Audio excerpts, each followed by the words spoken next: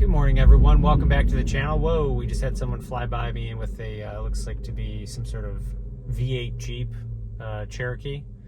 My name's Kevin. Kevin! Plain and simple, your truck sucks. It sucks. My truck's the best truck. Your truck sucks. I think the conversation and the argument is over. Obviously, I'm kidding.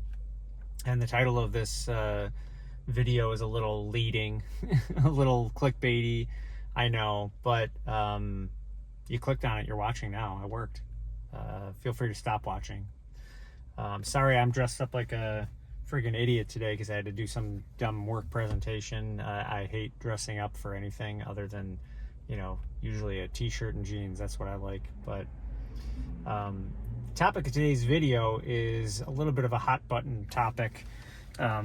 Realizing that I'm not in park because I pulled over to the side of the road here to record this video real quick and make sure I got it out for this week. But it seems that everyone thinks that they have the best truck.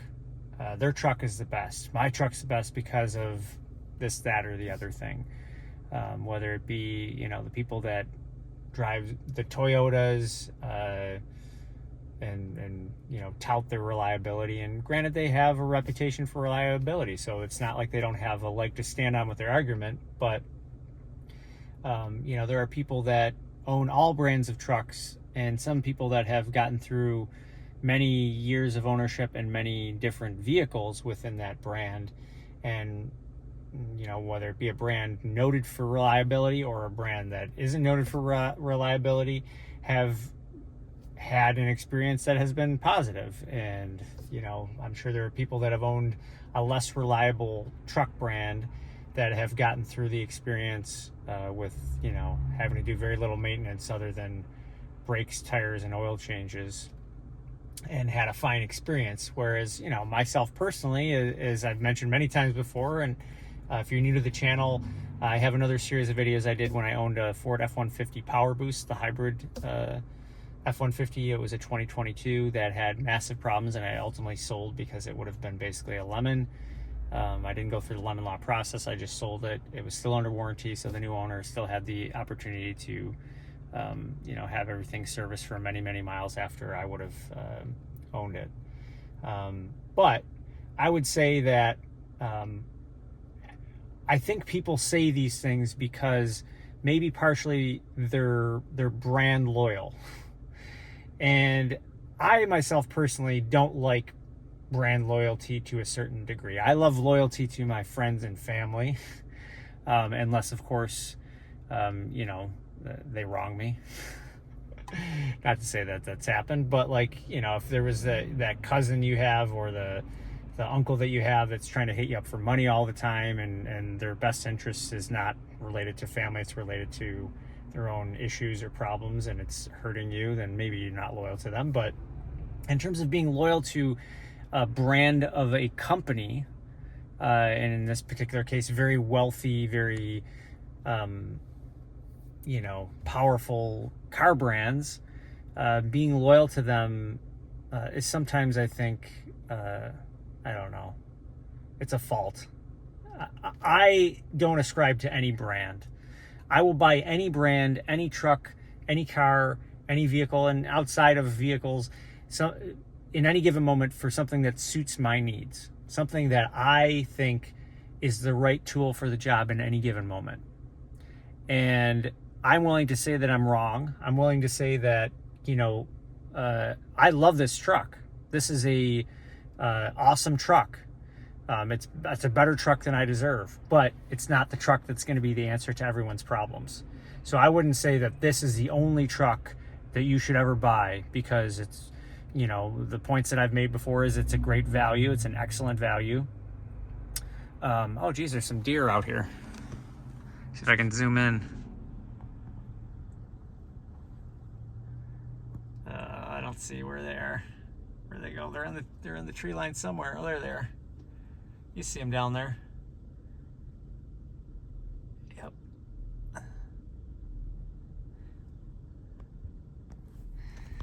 anyway, I get distracted easily. This is technically a city here, but we have some nature preserves on the outskirts that these deer live in, and they sometimes, you'll see them walking up the street, which you feel bad because sometimes they're disoriented, and you wonder if they ever find their way back to where they need to go without being traumatized by cars. But anyway, back to the point that I was trying to make is that this truck is great, but it's not everyone's answer to the best truck. It's not better than anyone else's truck unless it is the right truck for you. So I can be on board with you if you think that Toyotas are the best truck for you, but for me, they're not, because they don't have 4-auto. The Tundra and the Tacoma don't have 4-auto. You give me a day that the Tundra has 4-auto, and I'll shop that truck, or the Tacoma, depending on midsize, full size, I'll shop that truck. But for me, regardless of their reliability, I could give two shits about it, because I don't want a truck that just has, the transfer case where you can either be in 4 high or you're in 2-wheel drive. In where I'm at, that is an inconvenience. I don't have enough loose surfaces to where I want to compromise the turning radius. And then I also drive usually on the thruway. So if I'm in a position where the thruways are shit and I want to drive anywhere near a decent speed limit, because you can, and most modern vehicles that have all-wheel drive that will automatically engage those other wheels to help you out with slippage. It's not like a miracle fix by any means, but it inspires a little confidence. And I don't want a vehicle like that. So, and this isn't an attack just against Tacoma people, because, the Frontier buyers that want to buy that truck because of the naturally aspirated engines. And obviously that was a part of the Toyotas before, because they had those engine options. Now they don't in the 2024s. But if you're someone who's like, oh, I don't want to deal with a turbo engine, like those are shit, those are worthless trucks. Maybe for you they are, but for me, I think I've had many turbocharged 4-cylinder 2-liter engines and this is slightly bigger than 2 liters, it's 2.7 liters, that have served me just fine. Granted, I don't own my vehicles for, tons and tons of miles, but I've had a couple of vehicles that have been over 100,000 miles, 120,000 miles, and have had very early on turbocharged engines and not had any issues with that whatsoever. There's been issues with the transmission long before there was issues with the engine. And I think that, in this day and age, based on the way things are going, you're going to see, the naturally aspirated engines go by the way of the dodo. And you either just have to accept it or hold on to your beliefs. And I think a lot of these people that think that their truck is the best and there's no other alternative are holding on and resisting change. And change is going to happen whether we want it to or not. It happens in every part of our life, at work.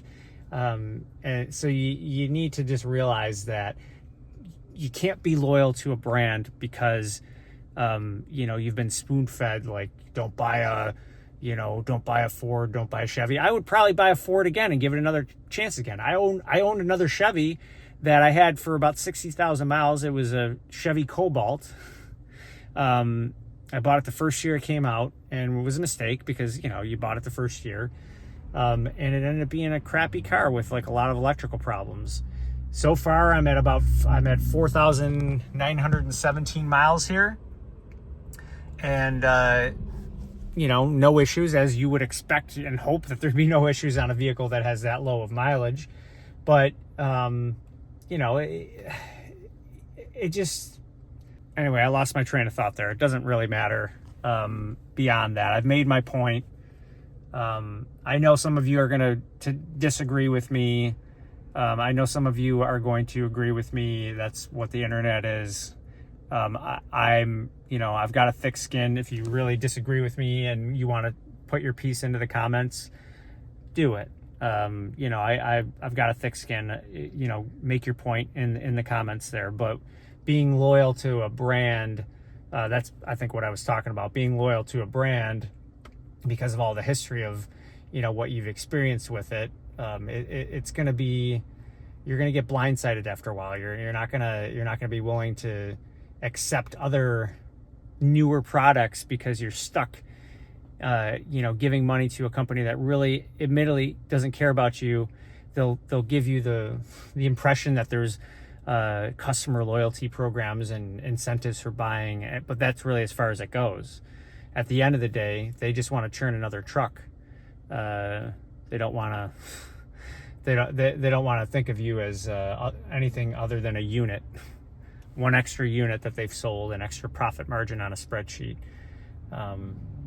So I'll still say that I love this truck, as I've said many times before so far, but that could change at any given moment. And then when I'm ready to buy my next vehicle, I'll have maybe a different set of wants or needs, and it's always juggling those two things. And I will figure out what is the best vehicle for me at that any given time. If you would have told me 5 years ago, are you going to buy a Chevy Colorado? I said, absolutely no way. I don't like those. Well, obviously I like the new generation of Chevy Colorados. I bought one. But it's just, it's going to change, and I'm willing to accept the change there, and not fight it. But anyway, I know it's a little bit of a ranty, somewhat boring video. I promise you I'll get some more footage of the actual truck itself, instead of just me sitting in the seat of the truck trying to talk to you guys in some of the coming videos.